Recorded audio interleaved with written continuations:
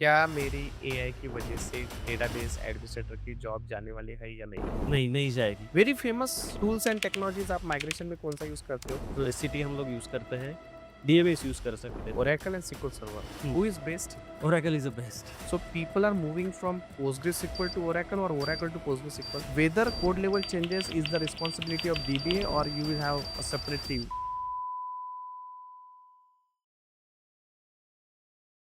Hello everyone, my name is Ankush Chaudhary. I am CEO and founder of Learnomed Technologies Private Limited. So today along with me, Nilesh sir is there. He is having around 18 years of experience as a Oracle database administrator. तो इन्होंने सिर्फ Oracle database में काम नहीं किया, he work with the multiple technologies and those वो think like कि जिनको अभी माइग्रेशन में एक्सपर्टाइज करना है। तो आज का जो पॉडकास्ट है काफी इंटरेस्टिंग होने वाला है। So again thank you so much for coming over here. Thank you Ankush for having me here.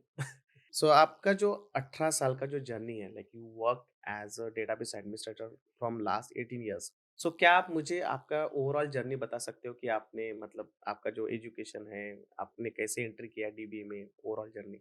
Okay, so actually मैंने जब स्टार्ट किया करियर आई स्टार्टेड इन 2007। मैंने एमसीए कंप्लीट किया था सांगवी के घोलप कॉलेज से, पूना यूनिवर्सिटी से। उसके बाद एमसीए कंप्लीट करने के बाद I was looking for a job and as a fresher I joined Kirloskar. वो टाइम पे Kirloskar Oracle EBS application upgrade कर रहे थे। That was there first upgrade to start in as a manufacturing industry in all over India. तो upgrade करने के time पे वो लोगों को रिसोर्सेज हायर करने थे। So they were having around 8 to 9 resources they wanted to hire. तो सब फ्रेशर्स ही हायर कर रहे थे वो टाइम पे, क्योंकि उनके पास ऑलरेडी एक्सपीरियंस स्टाफ था। सो सपोर्ट के लिए वो फ्रेशर्स हायर कर रहे थे। वो टाइम पे मुझे जॉब मिला था किर्लोस्कर ऑयल इंजिन्स में फॉर एज अ फ्रेशर। जैसे एंटर किया उसके बाद हमको पता चला कि यहाँ पे बहुत सारा स्ट्रीम्स है ओरेकल में, और डेटाबेस है, एप्लीकेशंस है, मॉड्यूल्स, अलग-अलग मॉड्यूल्स है। तो मुझे पूछा गया कि हमारे पास डेटाबेस एडमिनिस्ट्रेटर का एक ओपनिंग है, तो are you interested to work as a database administrator? तो मेरा पहला क्वेश्चन था, करना क्या होगा?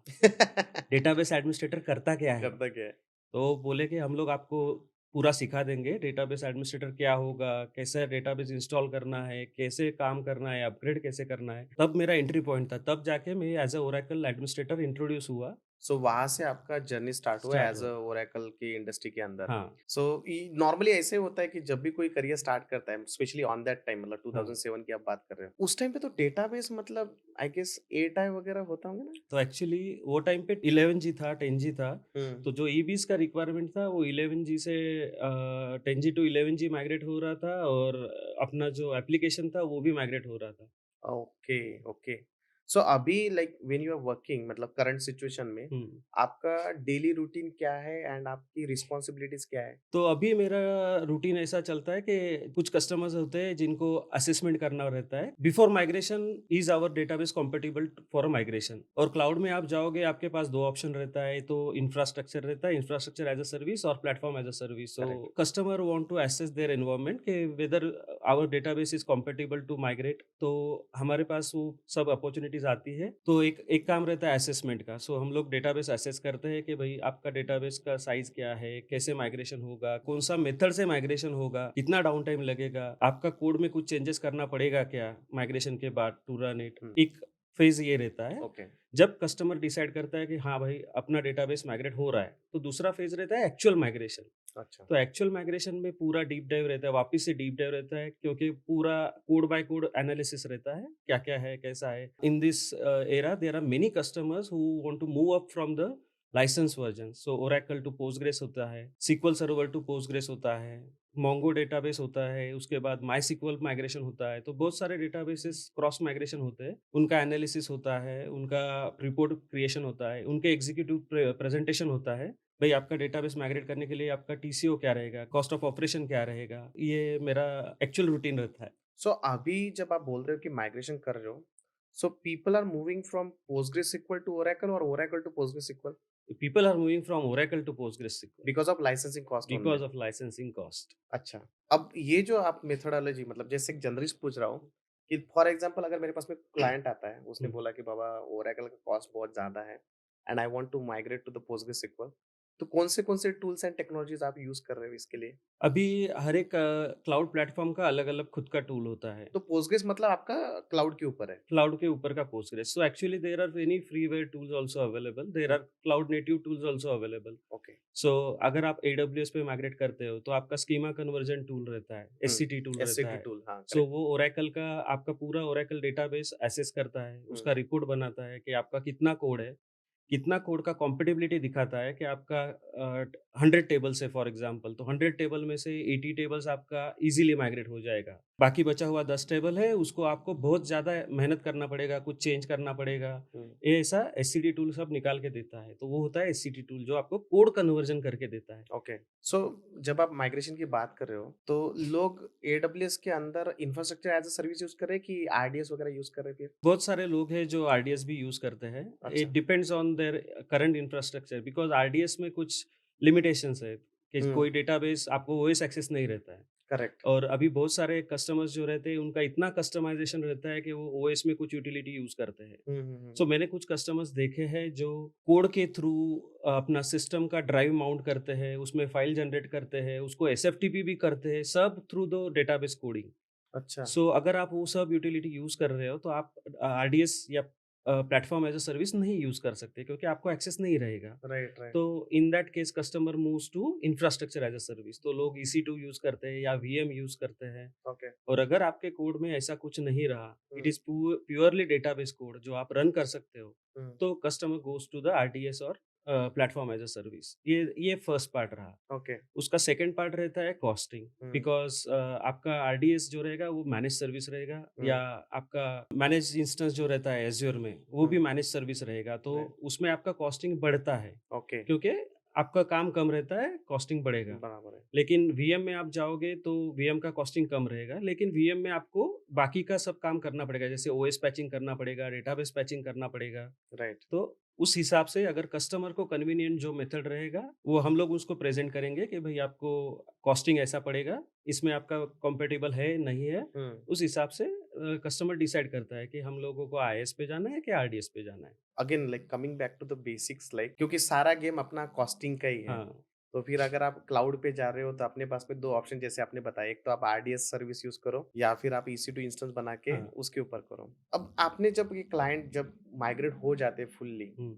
उसके बाद में लोगों का कैसा रिएक्शन है? मतलब whether they are satisfied on the cloud और मतलब इन टर्म्स ऑफ कॉस्टिंग बोलो या फिर हाई अवेलेबिलिटी बोलिए, क्या लग रहा है आप लोगों को, क्लाइंट हैप्पी है उसमें कि ऑन प्रीमाइसेस ही उनको लग रहा था कि बेटर था? नहीं, नहीं, अभी तो ऑन प्रीमाइस बेटर उनको बिल्कुल नहीं लगता क्योंकि ऑन प्रीमाइस में बहुत सारे हार्डवेयर कॉस्टिंग रहता है राइट। और हार्डवेयर ऑब्सोल्यूट हो रहा है। हुँ, डेटा सेंटर मेंटेनेंस रहता है। तो हुँ, उनको anyhow they want to move away from data centre. तो राइट, ऑन प्रीम तो उनको चाहिए ही नहीं है, okay. That is for sure. Hmm, अभी बचा पार्ट कि उनको इंफ्रास्ट्रक्चर एज़ अ सर्विस अच्छा लग रहा है कि आरडीएस अच्छा लग रहा है। हुँ, तो आरडीएस में बहुत सारा उनका काम जो है पास सर्विसेज़ में वो मैनेज होता है। ओके, उसके बाद उन उसकी बहुत सारे मतलब डेटाबेस का पैचिंग भी चल ऑटोमैटिकली ऑटोमेटिक होता हो है। जाता है। तो उसका भी उनको दिक्कत नहीं रहता, ट्रैक करना नहीं रहता और that is flexible, you can decide when you want to patch. ऐसा नहीं है कि आज करना है तो ऑटोमैटिकली आपका पास सर्विस है तो आज ही डाउन होगा, ओके, तो आप उसको डिले कर सकते हो, वो सब फैसिलिटी उसमें है। उसको मॉनिटरिंग सिस्टम्स अच्छा है पास सर्विसेज़ ओके, का, तो आप डेटाबेस मॉनिटर कर सकते हो, आपका कौन-सा क्वेरी टाइम ले रहा है, राइट। जो आपका परफॉर्मेंस कैसा है, वो मॉनिटरिंग टूल वहाँ पे अवेलेबल है। तो people are happy. Just in case कुछ लोग ऐसे कुछ कस्टमर ऐसा थॉटफुल प्रोसेस लेके आते हैं कि हम लोगों को उसका आरडीएस अभी उनका हाई अवेलेबिलिटी नहीं है ऑन प्रिम में, हुँ, हुँ, तो क्लाउड में हाई अवेलेबिलिटी चाहिए। ओके, तो अगर उनको हाई अवेलेबिलिटी चाहिए तो उनको पूरा टीम लगता है मैनेज करने के लिए। अच्छा, तो अगर वीएम पे करेंगे तो उनको पूरा टीम लगेगा। बराबर है। लेकिन पास पे करेंगे या आरडीएस और एमआई में करेंगे, तो उसमें वो इंटरनली मैनेज होता है, इंटरनली अच्छा, हैंडल्ड होता है। तो हुँ, हम हुँ, लोगों को पता रहता है जैसे कि आप सीक्वल सर्वर आरडीएस पे चलाते हो, तो सीक्वल सर्वर आरडीएस पे आप चलाओगे तो ऑलवेज़ ऑन बाय डिफ़ॉल्ट वो मिल कॉन्फ़िगर कर जाता है। सकते हो, हुँ, मिररिंग कर सकते हो। वो इंटरनली टेकन केयर रहता है। तो इसमें अभी 2 पार्ट मैं देख रहा था। एक कस्टमर ऐसा है कि जिनके पास में ओरेकल है लेकिन ऑन प्रीमाइसेस पे है। हुँ। अब वो कस्टमर ओरेकल क्लाउड में जा रहा है, ओरेकल टू ओरेकल ही जा रहा है कि डायरेक्टली पोस्टग्रेस पे ही जा रहा है? नहीं, बहुत सारे कस्टमर्स हैं जो ओरेकल टू ओरेकल ही जाते हैं। अच्छा, ऐसे भी कस्टमर्स हैं जो अच्छा, ओरेकल टू ओरेकल ही जाते हैं और कुछ कस्टमर्स वो काउंट ज़्यादा नहीं है। अगर आप रेशियो देखोगे तो 20% कस्टमर्स रहते हैं जो ओरेकल टू पोस्टग्रेस जाते हैं। अच्छा, ओके। तो मोस्टली क्रॉस डेटाबेस जो जाते हैं तो ओरेकल टू पोस्टग्रेस ही मैक्सिमम क्रॉस अच्छा, डेटाबेस जा रहे हैं। क्योंकि मैं यहाँ पे डर रहा था। मुझे क्या लगा कि अगर सारे कस्टमर अगर ओरेकल टू पोस्टग्रेस चले गए या फिर मोंगोडीबी चले गए, तो ओरेकल का क्या होगा फिर? नहीं, ऐसा नहीं हो सकता क्योंकि अगर आप सभी डेटाबेसेस देखोगे, ओरेकल कॉस्टली है, hmm, Oracle licences are costly, but hmm, there is a reason behind it. Hmm, Oracle सबसे अच्छा डेटाबेस ओरेकल है, यू कैन रेस्ट एश्योर कि उसका आपको सपोर्ट मिलेगा। ओके, उसके अंदर अगर आपको कुछ इश्यू होता है तो आपको रिकवर करने के बहुत सारे डिफरेंट डिफरेंट मेथोडोलॉजीज़ है। करेक्ट है। आप फ्लैशबैक कर सकते हो, आप राइट। रिकवरी कर सकते हो, बहुत हुँ, सारे डिफरेंट मेथोडोलॉजी है। तो ओरेकल तो रहेगा, Oracle does not will not go away, hmm, hmm, hmm, Oracle तो एक्सिस्टिंग में रहेगा। Okay, customers moving away from Oracle only due to one reason that is licensing cost, okay. Nothing else than that. तो अगर आप PostgreSQL cloud में use कर रहे हो, हुँ, तो हुँ। उसको सपोर्ट क्लाउड देता है कि कैसा है उसका? पोस्टग्रेस अगर जो वर्जन्स आउटडेटेड रहेंगे, 14 हो गया, 13 हो गया, हुँ, जो वर्जन्स पे अभी सपोर्ट अवेलेबल नहीं है, उसको एडब्ल्यूएस भी सपोर्ट देता है, बट उसका एडिशनल कॉस्टिंग करता है। अच्छा, पर मतलब एट द एंड हाँ, पैसा आपको इधर भी देना उधर है, देना, उधर भी उधर भी देना देना है। है। अभी मेरा वही मतलब अब मेरे पास में 2 क्लाउड में हाँ, फॉर एग्ज़ाम्पल अगर मेरे पास में ओरेकल है अभी ऑन प्रीमाइसेस में, सो आई हैव 2 ऑप्शंस क्लाउड में तो मेरे को जाना है, हाँ। 100% जाना है। So whether I will go to the Oracle cloud और I will go to the other cloud vendors like AWS, Azure, GCP क्या कंपैरिज़न मतलब क्लाइंट क्या देखता है इस केस में?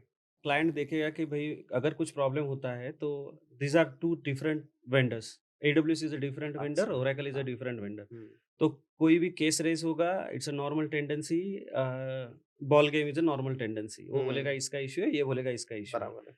तो ओरेकल क्लाउड अगर आप जाते हो तो whole and sole responsibility is there, hmm, so they take care, okay, but it comes with additional cost. Okay. So customer को डिसाइड करना पड़ेगा whether I am willing to give that much cost, hmm, how frequently I require the support, whether I will able to handle it myself. अगर वो होता है, क्योंकि आप AWS पे जाओगे या एज्योर पे भी जाओगे तो ओरेकल सपोर्ट करता है। सो जैसे आपने बोला कि क्लाउड वो डिपेंड करता है क्लाइंट टू क्लाइंट, हाँ, कुछ लोग ओरेकल क्लाउड यूज़ करेंगे। AWS के अंदर हम लोग ओरेकल रैक कॉन्फ़िगर कर सकते हैं क्या? नहीं, अगर आप पास सर्विस कर रहे हो तो नहीं कर सकते, अच्छा, लेकिन अगर आप EC2 कर रहे हो तो आप कर सकते हो, क्योंकि EC2 is as good as your on prim machine. अच्छा, तो उसमें एक वीएम ऑन प्रिम में आप वीएम सेटअप करोगे, उसपे आप रैक करोगे, हुँ, तो वहाँ पे कर सकते हो। वैसे अच्छा, ही आप क्लाउड में जाके वी एज़्योर में वीएम करो हुँ, या एडब्ल्यूएस में EC2 करो, तो आप रैक कर सकते हो। लेकिन आप पास सर्विसेज़ में it is not supported, it is not not supported. Supported. मेरे पास में मैक्सिमम स्टूडेंट लोगों का अभी जो ओरेकल डीबीए में स्टार्ट करना चाहते हैं करियर या फिर कोई भी डेटाबेस में, people are asking the same question क्या मेरी एआई की वजह से डेटाबेस एडमिनिस्ट्रेटर की जॉब जाने वाली है या नहीं है? नहीं, नहीं जाएगी।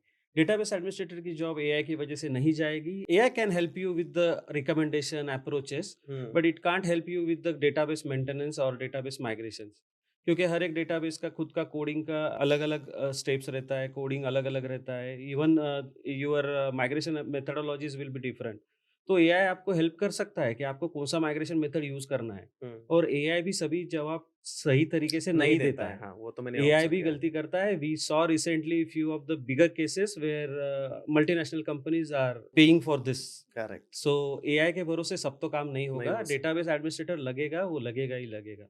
कुछ कॉमन चैलेंजेस आप बता सकते हो कि अच्छा माइग्रेशन करते टाइम पे ये चीज़ों का आपको ख़्याल रखना है, ये चैलेंजेस आ सकते हैं एंड आपने उसको किस तरह से रिज़ॉल्व किया? मेन चैलेंजेस तो वही आता है कि कस्टमर बोलता है मुझे ओवरहेड नहीं चाहिए, सब एडब्ल्यूएस, एज़्योर और जो भी क्लाउड प्लेटफॉर्म सर्विस है वो मैनेज करना चाहिए। हुँ, तो कस्टमर बोलता है मुझे आरडीएस पे जाओ, फॉर एग्जांपल मुझे आरडीएस पे लेके जाना है। हुँ, हम लोग उठाते हैं डेटाबेस, आरडीएस पे डाल देते हैं। हुँ, बाद में टेस्टिंग के टाइम में समझ में आता है कि भई ये कंपैटिबल ही नहीं है। इसमें कुछ इश्यूज़ है, कोडिंग के इश्यूज़ है। तो ये हर जगह पे होता है। तो अच्छा, नॉर्मली हम लोगों को पहले एनालिसिस करना पड़ता है कि आपका डेटाबेस कोई भी प्लेटफ़ॉर्म एज़ अ सर्विस के लिए कंपैटिबल है या नहीं है। ओके, तो हर एक प्लेटफ़ॉर्म एज़ अ सर्विस के कुछ ना कुछ ड्रॉबैक्स रहते हैं, कुछ ना कुछ लिमिटेशंस रहते हैं। तो हम लोगों को वो चेक करना पड़ता है। जैसे फॉर एग्ज़ाम्पल आपका SQL सर्वर ऑन प्रिम पे चल रहा है, तो उसपे एक्सपी कमांड शेल रहता है जिससे आप ओएस का यूटिलिटी यूज़ करते हो। लेकिन आरडीएस में आपको ओएस रहेगा नहीं, एक्सपी कमांड शेल चलेगा नहीं। तो all the procedures, functions where you have used internally XP command shell will fail.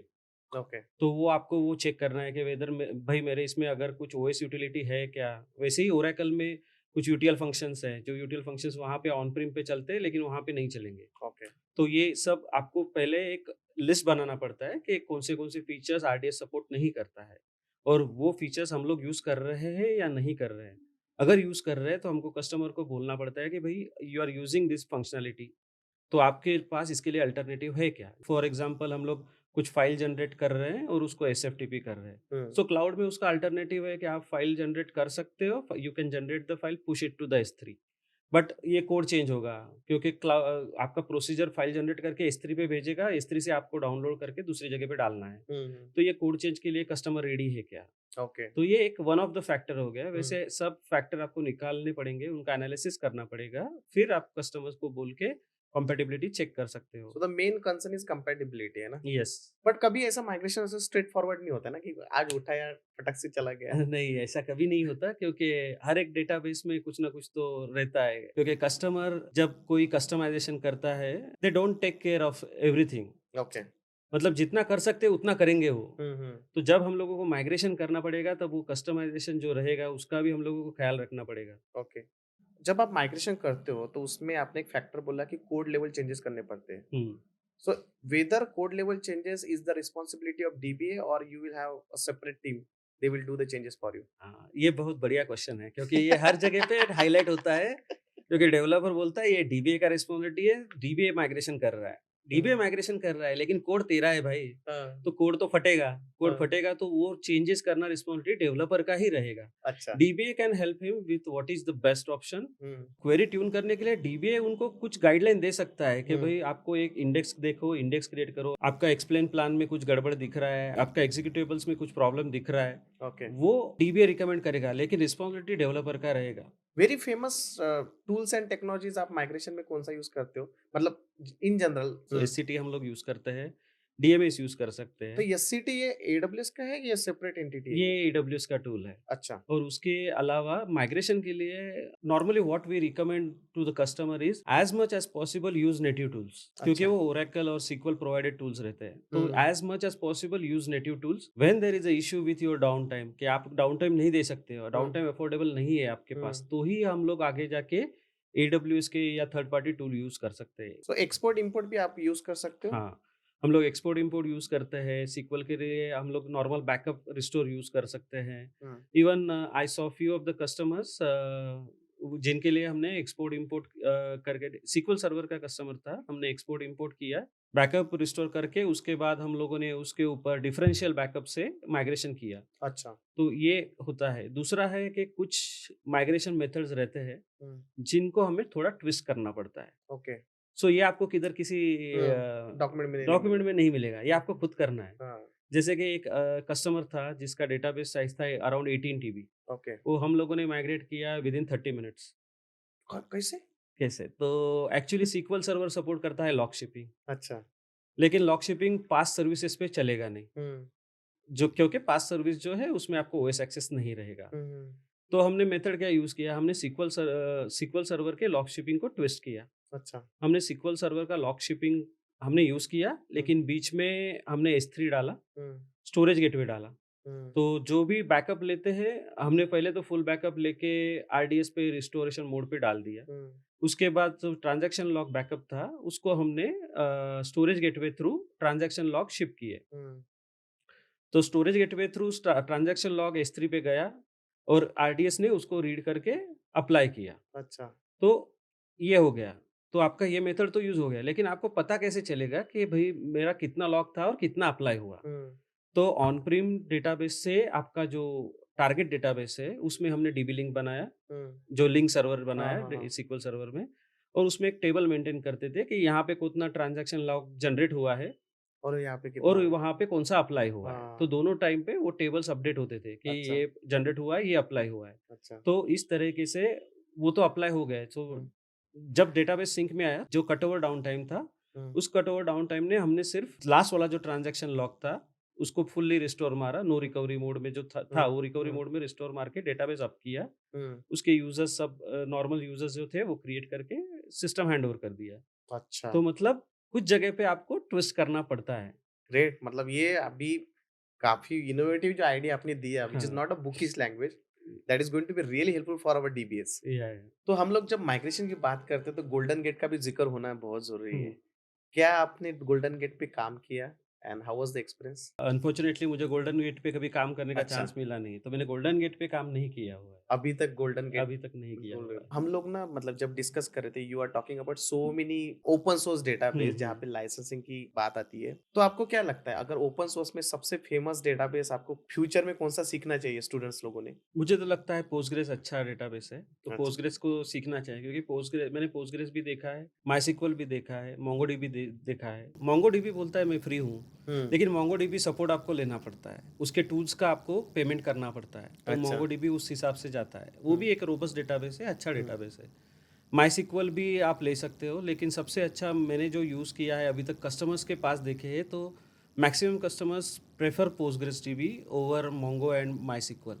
अच्छा, जब आपके डेटाबेस की साइज बहुत बड़ी होती है, फॉर एग्जांपल आप टेराबाइट की बात कर हुँ, रहे हो, तो पोस्टग्रेस में कुछ चैलेंजेस आते हैं रिलेटेड लाइक जस्ट मतलब ओरेकल में तो सब चलता है। हुँ। पोस्टग्रेस में अभी आपने परफॉर्मेंस इश्यूज या फिर कुछ ऐसा ऑब्जर्व किया है?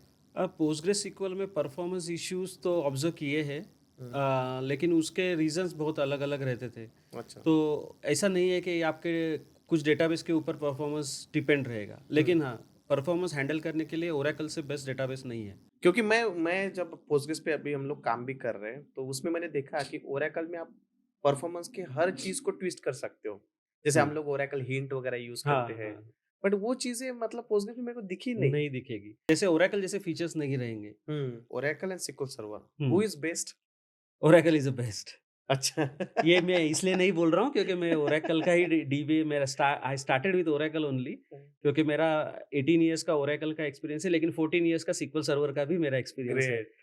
नहीं, आपने जो बात बताई ना लाइक वो बहुत इम्पोर्टेंट है क्योंकि हम हुँ, लोग कितना भी बोले, when guest are saying who is having 18 years of experience and you are saying कि ओरेकल कभी जाने वाला नहीं है। हुँ, क्योंकि हम लोग जब भी डेमो सेशन या फिर कुछ सेशंस लेते हैं, people are asking the same thing, AI की वजह से क्या जॉब जाने वाले हैं?